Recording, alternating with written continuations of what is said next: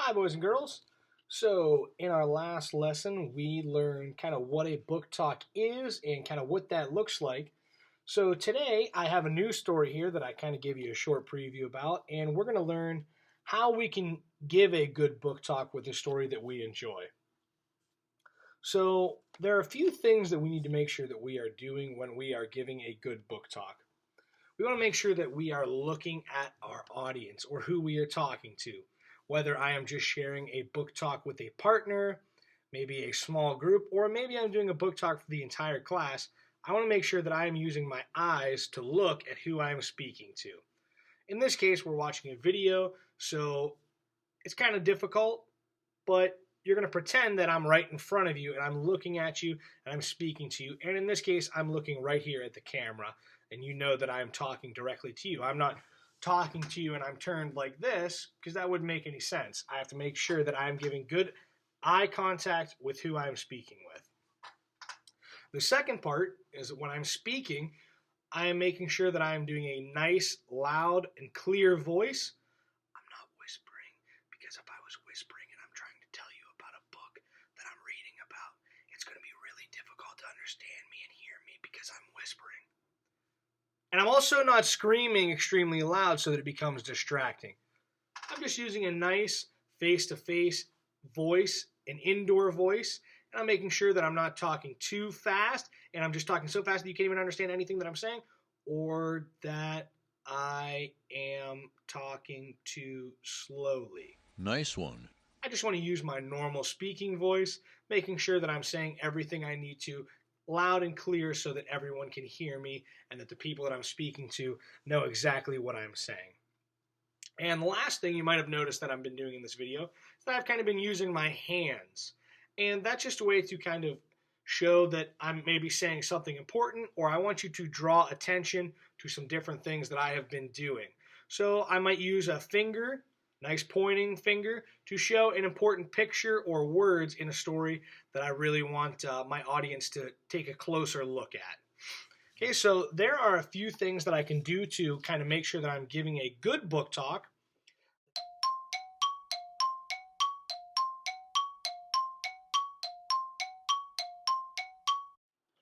All right, boys and girls, so now I've kind of told you, some things we can do to make sure that we are giving a good book talk. So now I kind of want to tell you how we can prepare for a book talk. So the first thing I'm going to do is make sure that I show you what I'm doing, and as we saw in the last picture there, we are kind of looking, making sure that we are holding our book out so everyone can see it. And I'm also going to go ahead and put my cover up right up here so you can take a look at it. Our book today is called Wonderful Worms. So when I'm giving a book talk, first, I have to kind of pick a book that I really enjoy. So I've already picked Wonderful Worms. I really enjoy reading nonfiction stories and finding out cool facts about different things that I like to read about. So that was kind of the first thing I need to do before I pick a book. So now I've picked my book, Wonderful Worms. And the first thing I'm going to do is go ahead and reread my book just to make sure that when I am sharing it with my audience, I remember what it's about, and if there's any questions or there's anything I want to make sure that I talk about, kind of refresh my memory by rereading the book. So I've already done that, and I've already kind of told you as to why I like the book. So that is going to be my step 2.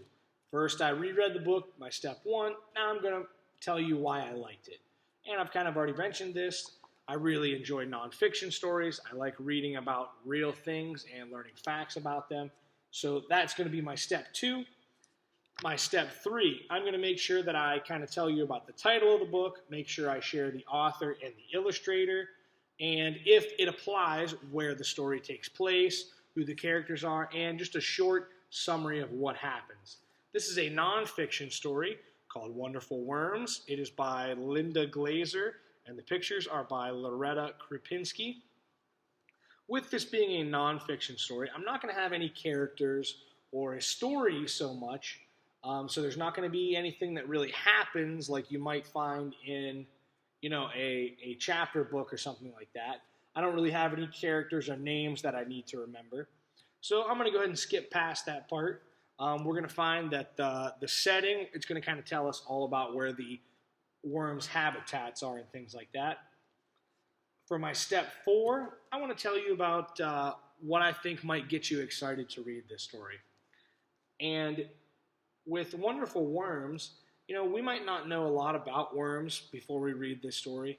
We might even think that worms are kind of gross or slimy. We don't really want to touch them, and they don't have any arms or legs or eyes. So I don't really think worms do a whole lot. They don't really do much of anything.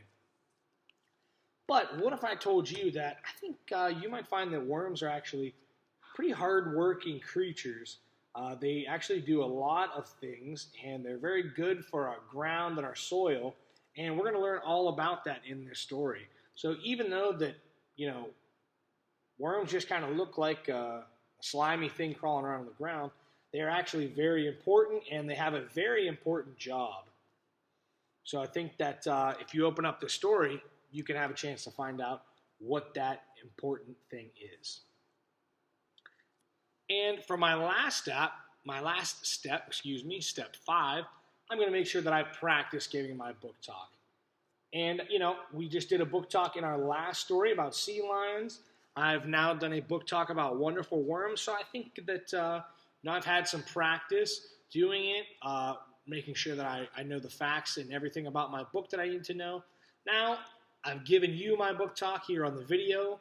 And if you wanted me to give a book talk in class, I think that I feel like I have the skills and I know what a book talk is well enough to make sure that I can give it.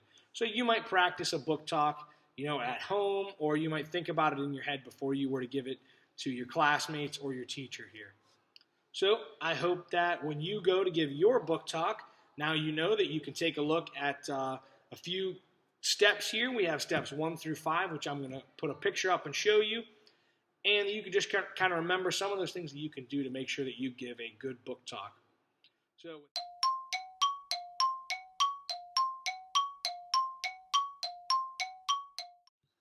last but not least, we're going to go ahead and read our story today called Wonderful Worms.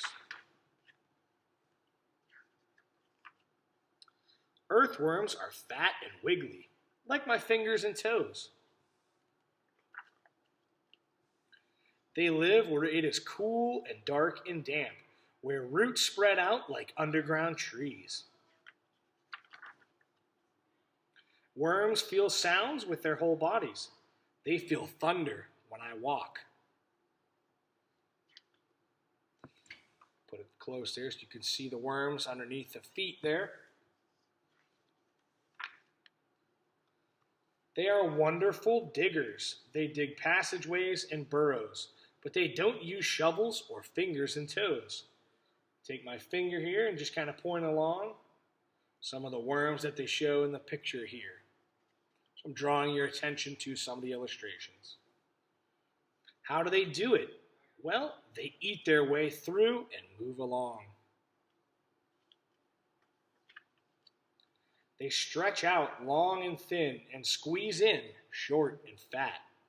Stretch and squeeze, eat and dig, move and dig.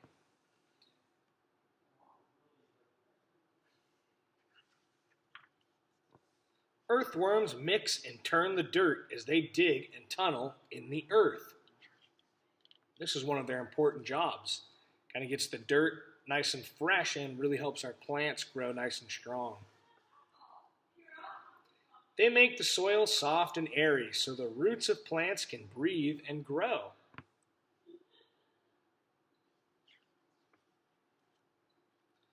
Worms don't have eyes or ears or a nose, but they do have a mouth.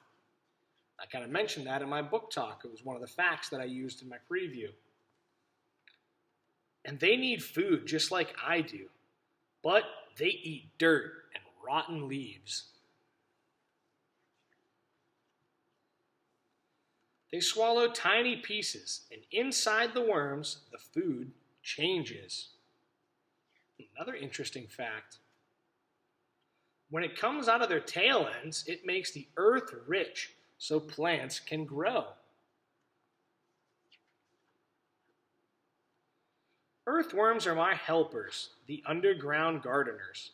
We work hard in the dirt in my garden, their home.